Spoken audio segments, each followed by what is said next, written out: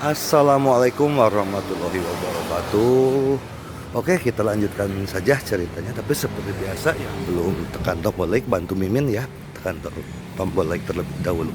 Bab 1259, Seseorang ingin membunuhmu. Perubahan yang tiba-tiba itu mengejutkan semua orang. Ye Guan dan dua orang lainnya yang sedang memetik buah juga merasa ngeri. Perubahan mendadak ini terjadi terlalu cepat. Hanya dalam sekejap mata, tanah di bawah kaki mereka mulai runtuh, dan pohon-pohon di sekitarnya patah dari tanah lalu tumbang dengan suara keras. Kakek Fanshan merasa ngeri saat melihat pohon tempat lelaki tua itu tumbang. Pada saat ini, Ye Guan tiba-tiba mengarahkan jari kakinya dan melompat tinggi ke udara. Dia dengan mantap menangkap lelaki tua yang jatuh itu. Orang tua itu melirik Ye Guan yang menangkapnya dan tidak mengatakan apapun. Namun, Ye Guan merasa ada yang tidak beres karena dia menemukan bahwa ketika lelaki tua itu jatuh dari atas, dia sama sekali tidak menunjukkan tanda-tanda terkejut. Ketenangan ini agak tidak normal. Di sisi lain, Fanshan merasa lega saat melihat lelaki tua itu tertangkap. Dia segera berlari ke arah mereka berdua. Kakek. Orang tua itu melirik Ye Guan, lalu berbalik melihat ke arah tembok tandus. Alisnya berkerut dalam, dan sedikit kekhawatiran muncul di matanya. Ye Guan juga melihat ke arah tembok pembatas. Tembok di sana tidak runtuh. Dia hanya melihat cahaya aneh dari jimat yang bersinar melalui tembok. Formasi telah diaktifkan. Orang tua itu memandang ke arah tembok perbatasan. Ekspresi rumit terpancar di matanya. Ayo pergi. Setelah berkata demikian, dia membawa Ye Guan dan Fanshan dan berbalik. Di tembok perbatasan kota, pada saat ini, Tian Chen dan Aweng tampak lebih serius dari sebelumnya. Di sekitar mereka, lebih dari selusin prajurit tingkat atas yang mengenakan baju besi hitam muncul. Inilah penjaga perbatasan daerah perbatasan, salah satu pasukan paling elit di seluruh dinasti Tianmu. Pria parubaya yang memimpin menatap ke kejauhan dengan tatapan tenang. Yang mulia, suku iblis kuno akan segera bangkit kembali. Orang yang berbicara adalah salah satu dari dua komandan tentara perbatasan, Xuan Jian. Tian Chen menoleh ke arah Xuan Jian dan berkata dengan sungguh-sungguh, "Saya ingin bertemu Raja Bian Huang." Xuan Jian menggelengkan kepalanya. Raja sedang menyendiri sekarang dan tidak ingin bertemu siapapun. Tian Chen mengerutkan kening, sedikit ketidaksenangan melintas di matanya, tetapi dia menyembunyikannya dengan sangat baik. Dia mengangguk, "Baiklah." Setelah mengatakan ini, dia berbalik dan pergi bersama Aong. Xuan Jian tidak mengantarnya ataupun memberi hormat, ia hanya melihat keluar tembok perbatasan. Dalam perjalanan kembali ke kota, Aong berkata dengan hormat, "Yang mulia, jangan marah, di sisi Raja Huang ini." Tian Chen tersenyum dan berkata, "Beraninya aku marah. Raja daerah perbatasan, siapa ini? Dia adalah satu-satunya raja lawan jenis yang masih hidup di dinasti Tianmu. Dia telah menjaga perbatasan selama puluhan juta tahun. Dari segi kekuatan, dia dapat menduduki peringkat 5 teratas di dinasti Tianmu. Dari segi status, bahkan ayahnya harus memberinya sedikit muka saat bertemu dengannya. Orang seperti ini adalah pejabat penting negara. Belum lagi dia seorang pangeran. Sekalipun dia seorang pangeran, dia tidak punya modal untuk berlagak sombong di depan orang ini. Terlebih lagi, jika orang ini menunjukkan ketidakpuasan padanya, dapat dikatakan bahwa dia tidak akan pernah bisa menjadi putra mahkota seumur hidupnya. Bahkan jika dia memiliki kinaga leluhur, karena status orang ini di dinasti Tianmu terlalu penting. Mendengar perkataan Tian Chen, Aweng menghela napas lega. Status Raja Bian Huang ini sungguh istimewa di dinasti Tianmu. Dinasti Hui Tianmu ini dapat membawa senjata ke dalam istana dan tidak berlutut saat bertemu kaisar. Terlebih lagi, di hati rakyat dinasti Tianmu, reputasi raja perbatasan ini juga sangat tinggi. Dia menjaga perbatasan dan melindungi dinasti Tianmu. Dia adalah seorang pahlawan. Tian Chen tiba-tiba berkata dengan suara yang dalam, "Apakah kamu melihat siapa yang menyerang tadi?" Aong menggelengkan kepalanya. "Tidak." Tian Chen mengerutkan kening dalam. Aong berkata, "Kita harus kembali dan melaporkan apa yang terjadi di sini." Tian Chen mengangguk dan tidak berkata apa-apa lagi. Kota itu sedang kacau saat itu. Meskipun tidak banyak korban jiwa, penduduk kota itu panik. Karena suara keras sebelumnya berasal dari tembok perbatasan, mereka tidak tahu apa yang ada di balik tembok itu, tetapi mereka tahu pasti ada makhluk kuat di sana. Jadi seluruh kota membicarakan berita bahwa sesuatu akan datang. Dan hal itu menjadi semakin aneh seiring penyebarannya. Setelah Ye Guan dan 2 orang lainnya kembali ke kota, lelaki tua itu tampak serius. Ia menatap Ye Guan dan berkata, "Ikutlah denganku." Sambil berkata demikian, dia menggandeng Ye Guan dan berjalan memasuki ruangan. Fan Shan ingin ikut juga, tetapi lelaki tua itu berkata, "Jangan ikut." Fan Shan tertegun, lalu berkata, "Aku ingin." Orang tua itu tiba-tiba berkata dengan suara tegas, "Taatlah." Kata-kata itu keluar dengan suara berat dan tegas. Fan Shan berdiri di sana dengan linglung. Kakeknya tidak pernah mengatakan sesuatu yang kasar padanya, dan dia tidak dapat menahan perasaan sedikit sedih untuk sesaat. Hidungnya terasa sakit dan kabut muncul di matanya. Orang tua itu merasa agak enggan, namun memalingkan wajahnya dan berjalan memasuki ruangan. Ye Guan berjalan ke sisi Fan Shan. Dia tersenyum dan berkata, "Jangan khawatir. Aku akan memberitahumu apapun yang kakek katakan kepadaku nanti. Hehe."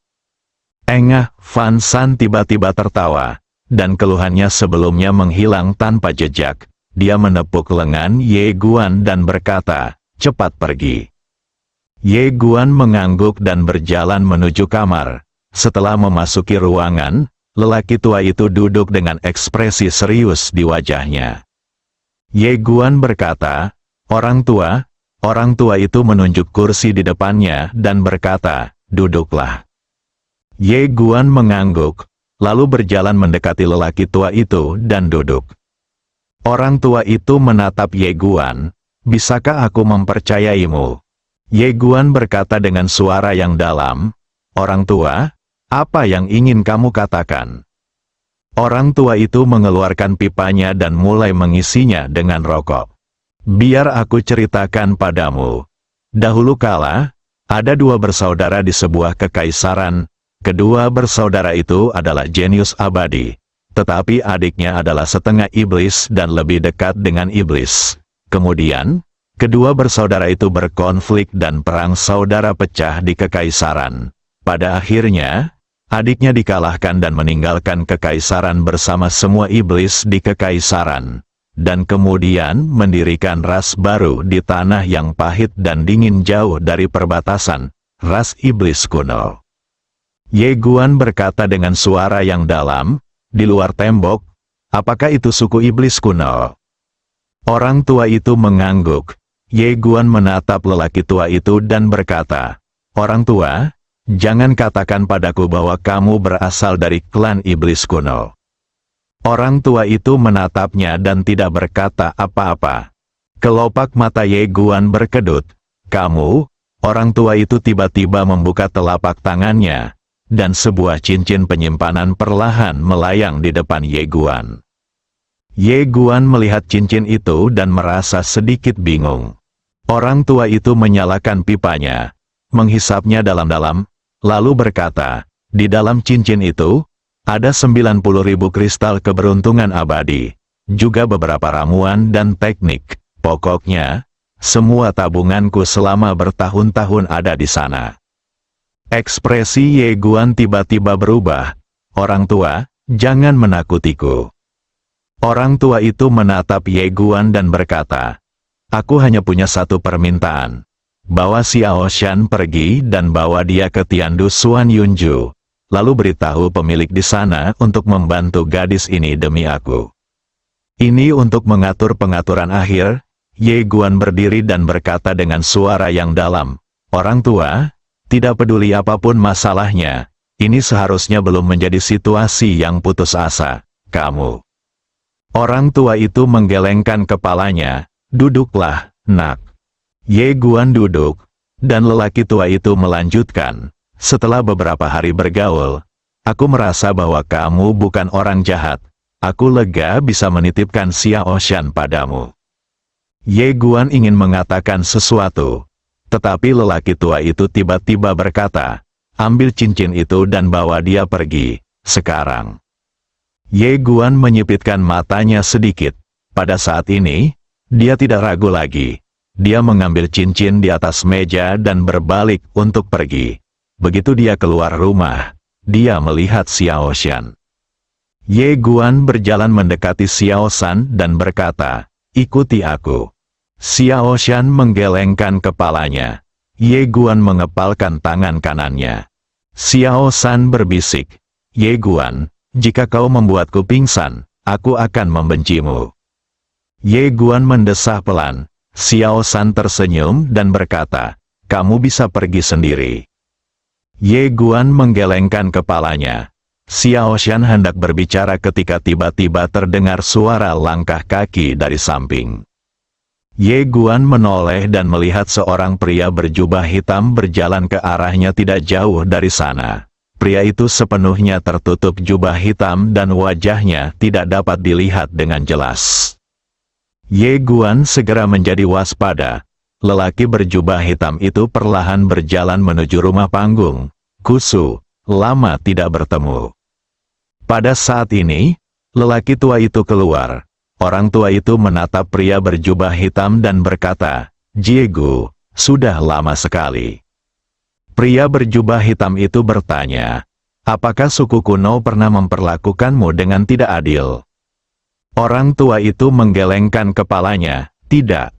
Lelaki berjubah hitam itu bertanya lagi, Bagaimana Tuan memperlakukanmu?" Orang tua itu berkata, "Rahmat itu seberat gunung." Pria berjubah hitam itu mengangguk, "Kalau begitu, mengapa kau mengkhianati klanmu?" Orang tua itu menggelengkan kepalanya dan berkata, "Aku tidak mengkhianati klanku, aku hanya sedikit lelah." Pria berjubah hitam itu berhenti dan menggelengkan kepalanya sedikit. "Kusu, pernahkah kamu memikirkan orang-orang kita?" Orang tua itu terdiam sejenak, lalu berkata, "Biarkan saja mereka pergi, aku serahkan padamu." Pria berjubah hitam itu melirik Ye Guan dan Fan Shan lalu terkekeh. "Sungguh menarik bahwa kalian masih berusaha memohon untuk manusia dari ras lain." Orang tua itu menatap pria berjubah hitam itu dan berkata, "Jiegu, demi kenalan kita, biarkan mereka pergi. Ini tidak ada hubungannya dengan mereka." Lelaki berjubah hitam itu berkata dengan tenang, "Bagaimana menurutmu?" Orang tua itu tiba-tiba menoleh ke arah Ye Guan dan berkata, "Bawa dia pergi." Setelah berkata demikian, dia berubah menjadi bayangan dan menghilang di tempat. Cahaya dingin muncul dan pedang itu berkelebat. Pria berjubah hitam itu juga menghilang di tempat. Pada saat ini, Ye Guan menggendong Fan Shan di punggungnya dan melarikan diri. Tepat saat Fan Shan hendak berbicara, Ye Guan tiba-tiba berkata, "Gadis, jika kau ingin kakekmu tidak mati, kau harus mendengarkanku. Pegang erat-erat tubuhku dan jangan bergerak." Mendengar perkataan Ye Guan, Fan Shan mengangguk cepat. Baiklah, Ye Guan, aku akan mendengarkanmu." Ledakan, pada saat ini, ledakan keras tiba-tiba terdengar. Orang tua itu terkejut dan mundur dengan keras, dengan darah perlahan mengalir keluar dari sudut mulutnya. Tepat saat dia hendak mengambil tindakan, dia mendengar Ye Guan dari kejauhan tiba-tiba berkata, "Orang tua, jangan lawan dia, ikuti aku, cepat." Mendengar perkataan Ye Guan, lelaki tua itu ragu sejenak, lalu tubuhnya gemetar dan dia mengejar Ye Guan. Lelaki berjubah hitam itu mengernyit sebentar, dan sesaat kemudian, dia menghilang dari tempatnya. Ye Guan berlari sepanjang jalan dengan Fan Shan di punggungnya hingga ia tiba di sebuah rumah dinas. Seorang penjaga menghalangi jalan Ye Guan dan hendak berbicara. Tetapi Ye Guan bergegas masuk dengan paksa sambil berteriak, "Saudara Chen, seseorang ingin membunuhmu, lari." Tian Chen, yang sedang mengemasi barang-barangnya untuk meninggalkan kota, mengerutkan kening, "Bunuh diri? Siapa ini? Begitu berani?" Bab 1260. Aku di sini untuk mengalahkanmu. Saat dia tengah bertanya-tanya, tiba-tiba, sebuah aura kuat menyapu. Wajah Tian Chen berubah gelap dalam sekejap. "Oh sial. Seseorang benar-benar datang untuk membunuhku. Kamu gila?" Tepat saat lelaki berjubah hitam itu bergegas menuju kediaman resmi, seorang lelaki paruh baya tiba-tiba muncul di depannya dan meninjunya. Pria berjubah hitam itu juga meninju pria paruh baya itu. Wah, saat ledakan keras terdengar, pria paruh baya itu mundur lebih dari 10 kaki jauhnya. Tempat ini mempunyai segel terlarang yang khusus, jadi kekuatan mereka berdua sangat ditekan. Setelah lelaki paruh baya itu berhenti, dia menatap lelaki berjubah hitam itu dengan ekspresi serius. "Siapa kamu?" Pria berjubah hitam itu mengerutkan kening. Bagaimana mungkin ada pria sekuat itu di tempat ini? Pada saat ini, Tian Chen juga keluar. Ketika dia melihat Ye Guan, dia sedikit terkejut. "Kakak Ye, itu kamu." Ye Guan mengangguk, lalu berkata, "Saudara Chen, orang di luar sana sangat kuat, berhati-hatilah." Tian Chen menoleh dan melihat keluar gerbang. Ketika dia melihat pria berjubah hitam, alisnya langsung berkerut. "Siapa ini?" Ye Guan berkata langsung, dari sisi lain tembok. Di sana, di dinding, wajah Tian Chen langsung menjadi gelap. "Kau berani sekali, Aong, tangkap dia hidup-hidup." Mendengar perkataan Tian Chen, lelaki tua itu pun langsung menyerbu ke depan dan meninju lelaki berjubah hitam itu dengan kekuatan yang tak tertandingi. Pada saat ini, lelaki berjubah hitam itu tiba-tiba mengangkat tangannya dan meninju. Wah, tinju Aweng hancur berkeping-keping dalam sekejap, dan tenaga dahsyat itu langsung menghantamnya mundur dengan keras. Pria berjubah hitam itu langsung meninju Ye Guan dan Fan Shan yang berada jauh. Jelas terlihat bahwa dia ingin menundukkan dua orang yang dipedulikan lelaki tua itu terlebih dahulu. Melihat pria berjubah hitam itu mengincar dirinya dan Fan Shan, ekspresi Ye Guan tiba-tiba berubah, dan dia segera bersembunyi di belakang Tian Chen. "Saudara Chen, kamu harus berhati-hati." Tian Chen sedikit bingung. "Sialan, aku jelas-jelas di sini untuk mengalahkanmu, dan kau menyuruhku untuk berhati-hati." Pada saat ini, pria berjubah hitam itu sudah berlari ke arah tiga orang itu. Cahaya dingin melintas di mata Tian Chen. Dia tiba-tiba mengepalkan tangan kanannya dan kemudian meninju. Ketika pukulan ini dilakukan, seekor naga emas muncul di kepalan tangannya. Wah, saat suara ledakan keras terdengar, lelaki berpakaian hitam itu terkejut dan mundur puluhan kaki. Namun Tian Chen juga mundur lebih dari 10 kaki. Setelah pria berjubah hitam itu berhenti, dia perlahan mengangkat kepalanya dan menatap Tian Chen, dan berkata dengan suara serak, "Long Qi, kamu adalah keturunan keluarga kerajaan dinasti Tianmu."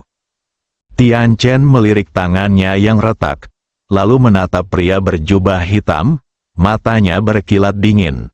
"Kamu berasal dari klan iblis kuno." Pria berjubah hitam itu tiba-tiba menghilang dari tempat itu. Ledakan, tanah di sekitarnya tiba-tiba meledak inci demi inci. Melihat pemandangan ini, Tian Chen menyipitkan matanya. Jika bukan karena kekuatan penyegelan yang kuat di tempat ini, orang di depannya dapat dengan mudah menghancurkan seluruh kota. Pada saat ini, lawan sedang melawan kekuatan segel sambil menyerangnya. Tian Chen tidak berani ceroboh, dia melangkah maju dan mengepalkan tangan kanannya. Ledakan, cahaya keemasan tiba-tiba muncul dari tubuhnya, dan dia meninjunya. Cahaya keemasan itu melonjak dan terdengar suara auman naga. Ledakan, ketika keduanya saling meninju, seluruh rumah itu meledak dan serpihan-serpihan yang tak terhitung jumlahnya berterbangan di mana-mana. Ye Guan berbalik dan memeluk Fan Shan dengan erat. Setelah beberapa saat, semuanya kembali tenang. Ye Guan perlahan melepaskan Fan Shan dari pelukannya. Ketika Fan Shan melihat penampilan Ye Guan saat ini, dia tercengang. Tubuh Ye Guan penuh dengan luka akibat hantaman reruntuhan, terutama luka di lengan kirinya, yang begitu dalam hingga tulang-tulang putihnya terlihat jelas. Fan Shan berkata dengan suara gemetar, "Apakah kamu baik-baik saja?" Ye Guan menyeka darah dari sudut mulutnya, lalu tersenyum dan berkata, "Lumayan." Sambil berbicara, dia menoleh dan menatap kedua orang yang tidak jauh darinya. Pada saat ini, pria berjubah hitam itu telah mundur puluhan kaki. Cahaya keemasan yang tak terhitung jumlahnya melonjak di sekitar Tian Chen, dan auranya sangat kuat. Pria berjubah hitam itu tiba-tiba berkata, "Keluarga kerajaan." Setelah berkata demikian, dia berbalik dan menghilang. Setelah lelaki berjubah hitam itu pergi, Ye Guan segera menghela napas lega. Pada saat yang sama, dia diam-diam memutuskan untuk berlatih dengan cepat untuk memulihkan kultivasinya. Apakah itu menyakitkan? Pada saat ini, Fan Shan memegang tangannya, wajahnya penuh ketegangan dan kecemasan. Ye Guan tersenyum tipis. Lumayan. Pada saat ini, Tian Chen di samping tiba-tiba membuka telapak tangannya, dan botol giok putih tiba-tiba terbang di depan Ye Guan, untuk penyembuhan. Ye Guan menatap Tian Chen dengan penuh rasa terima kasih, terima kasih. Sambil berbicara, ia membuka tutup botolnya, dan aroma obat tercium di udara, membuat orang merasa rileks dan segar. Ye Guan sedikit terkejut. Ini bukan pil biasa, dia melirik Tian Chen, lalu mengambil pil dan menelannya. Begitu pil itu masuk ke dalam tubuhnya, Ye Guan merasakan aliran hangat mengalir dari tenggorokannya ke anggota tubuh dan tulang-tulangnya. Dalam sekejap, luka-luka di sekujur tubuhnya mulai pulih dengan kecepatan yang terlihat oleh mata telanjang. Ye Guan menatap Tian Chen lagi dan mengepalkan tangannya. "Saudara Tian Chen, terima kasih banyak." Tian Chen tersenyum dan berkata, "Saudara Ye, bagaimana kalau kita ngobrol?" Ye Guan mengangguk. "Oke." Tian Chen berkata, "Silakan." Sambil berkata demikian, dia menarik Ye Guan dan berjalan ke samping. Fan Shan sedikit khawatir. Pada saat ini, lelaki tua itu berjalan ke sisinya. Ekspresinya sangat serius. Aung yang berdiri di sampingnya terus menatapnya. Tidak jauh dari situ, Ye Guan dan Tian Chen berjalan berdampingan. Ye Guan tiba-tiba berkata, "Saudara Tian Chen, saya minta maaf." Tian Chen tersenyum dan bertanya, "Mengapa meminta maaf?" Ye Guan berkata, "Sejujurnya, aku sengaja membawa orang itu ke sini. Meskipun itu demi hidupku sendiri. Tindakanku ini memang agak tidak baik. Saudara Tian Chen, aku berutang budi padamu, dan aku akan membalasmu dengan sangat baik suatu hari nanti." Tian Chen tertawa, "Saudara Ye, meskipun Anda sedikit licik, saya harus mengatakan bahwa Anda juga orang yang jujur. Anda tidak memperlakukan orang lain sebagai orang bodoh. Kepribadian Anda sangat sesuai dengan keinginan saya." Ye Guan tersenyum dan berkata, "Kamu juga tidak buruk." "Haha," Tian Chen tertawa, "Saudara Ye, karena kita memiliki kepribadian yang sama, mengapa Anda tidak mengikuti saya? Sejujurnya, saya adalah pangeran ke-9 dari dinasti Tianmu. Sebagai seorang pangeran, tentu saja saya memiliki gagasan sendiri tentang tahta. Datanglah dan bantu saya, saudara." Ye Guan menggelengkan kepalanya, "Saudara Tian Chen, sejujurnya, musuh-musuhku begitu kuat hingga tak dapat kau bayangkan. Aku sekarang berada dalam kelompok yang sama denganmu, yang hanya akan merugikanmu dan tidak menguntungkanmu." Kuil penciptaan, kekuatan ini juga berada di tingkat ke-9 peradaban kosmik, dan ada juga Kaisar Fan Zhao. Tentu saja, jika dia mengikuti orang ini sekarang, dia pasti akan bisa mendapatkan banyak keuntungan. Tetapi ini sungguh tidak adil, karena begitu kuil penciptaan dan Kaisar Fan Zhao muncul, orang ini pasti tidak akan bisa menolak. Setelah mendengar kata-kata Ye Guan, Tian Chen memikirkannya, lalu mengangguk, "Oke, apa rencanamu selanjutnya?" Ye Guan berkata dengan suara yang dalam, "Bawa Xiao Shan dan yang lainnya pergi dari sini dulu." Tian Chen menoleh dan melirik Fan Shan dan ayahnya, lalu berkata dengan suara yang dalam, "Kakak Ye, ini mungkin agak sulit, mereka semua penjahat. Tanpa persetujuan kakekku, mustahil bagi mereka untuk pergi dari sini. Terlebih lagi, identitas lelaki tua itu sangat mencurigakan, dan bahkan lebih mustahil baginya untuk pergi dari sini dengan selamat." Mendengar ini, wajah Ye Guan menjadi gelap. Tian Chen menambahkan, "Saudara Ye, maafkan saya karena terus terang. Tetapi pilihan terbaik bagi Anda adalah meninggalkan mereka sekarang, sungguh." Tuan Ye, pada saat ini, lelaki tua itu tiba-tiba menarik Fan Shan dan berjalan di depan Ye Guan dan Tian Chen. Orang tua itu menarik Fan Shan ke sisi Ye Guan. Dia menatap Ye Guan dan bertanya, "Apakah kamu ingat apa yang aku katakan sebelumnya?" "Kakek," Fan Shan hendak berbicara tiba-tiba. Tetapi lelaki tua itu menggelengkan kepalanya dan berkata, "Gadis kecil, selama bertahun-tahun, kakek telah membiarkanmu melakukan apapun yang kamu inginkan. Tetapi kali ini, aku tidak bisa membiarkanmu melakukannya. Kakek harus pergi. Jika kamu mengikuti kakek, kita berdua tidak akan bisa bertahan hidup. Apakah kamu mengerti?" Fan Shan menggigit bibirnya erat-erat dan wajahnya menjadi sedikit pucat. Orang tua itu menatap Ye Guan dan berkata, "Tuan Ye, Xiao Shan sekarang ada di tanganmu." Setelah berkata demikian, dia berbalik dan pergi. "Kakek," Brahma tiba-tiba berteriak. Lelaki tua itu berhenti sejenak, lalu berkata dengan lembut, "Gadis kecil, aku tahu kau sudah lama tahu bahwa kau bukanlah cucuku. Tetapi selama bertahun-tahun, aku selalu memperlakukanmu sebagai cucuku. Ingat, saat kau keluar, jangan terlalu baik, kau harus lebih berhati-hati. Di dunia luar, lebih banyak orang jahat daripada orang baik. Semakin baik orang, semakin sulit bagi mereka untuk bergaul." Setelah berkata demikian, dia pun segera menghilang di kegelapan malam. Di tempat itu, air mata tiba-tiba mengalir dari mata Fan Shan. Pada saat ini, Tian Chen tiba-tiba berkata, "Saudara Ye." Ye Guan menoleh dan menatap Tian Chen, yang berkata, "Ikutlah dengan kami nanti.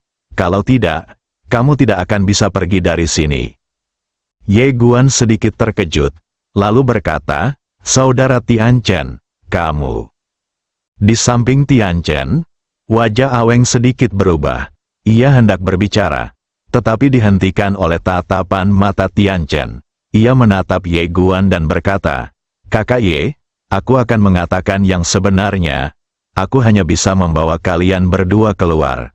Mengenai hal-hal lain, aku mungkin tidak dapat membantumu karena gadis ini memiliki identitas khusus." Dia berhenti sejenak dan melanjutkan, "Kau tahu, aku adalah anggota keluarga kerajaan, dan aku mendambakan tahta. Oleh karena itu, meskipun hubunganku dengan saudara-saudaraku baik di permukaan, kami semua ingin saling membunuh di dalam hati. Oleh karena itu, aku hanya bisa menyingkirkanmu. Setelah kita keluar, kau harus merahasiakannya dariku. Kalau tidak, dengan kemampuan saudara-saudaraku untuk mencari-cari kesalahanku, siapa tahu berapa banyak masalah yang akan mereka timbulkan padaku. Ye Guan mengangguk. Saudara Chen, terima kasih banyak. Tian Chen tersenyum dan berkata, kita masih harus berpamitan. Kita akan berangkat setengah jam lagi. Kalian juga harus bersiap-siap. Ye Guan mengangguk. Oke. Tian Chen membawa Aweng pergi. Dalam perjalanan, Aong tidak dapat menahan diri untuk berkata, Yang mulia, Anda seharusnya tidak menolongnya. Pria ini tidak diketahui asal-usulnya, dan gadis di sebelahnya adalah seorang penjahat. Jika Anda menolongnya seperti ini dan membiarkan Pangeran Agung di istana tahu. Tian Chen tiba-tiba tertawa dan berkata, Paman Weng, saat aku di rumah, aku harus mempertimbangkan manfaat dari semua yang kulakukan. Di sini, aku ingin mengikuti kata hatiku. Bisa, Aong ingin mengatakan sesuatu lainnya. Tian Chen tiba-tiba tertawa dan berkata, lagi pula, saudara Ye ini sangat pandai berbicara, tidak rendah hati maupun sombong. Dia pasti bukan orang biasa. Meskipun dia dalam masalah sekarang, dapatkah kamu menjamin bahwa dia tidak akan pernah kembali? Bukankah ada pepatah, ada yang mengatakan 30 tahun di timur, 30 tahun di barat. Hari ini dia dalam masalah. Aku membantunya, mungkin dia bisa membantuku di masa depan saat aku dalam masalah. Haha, bersambung.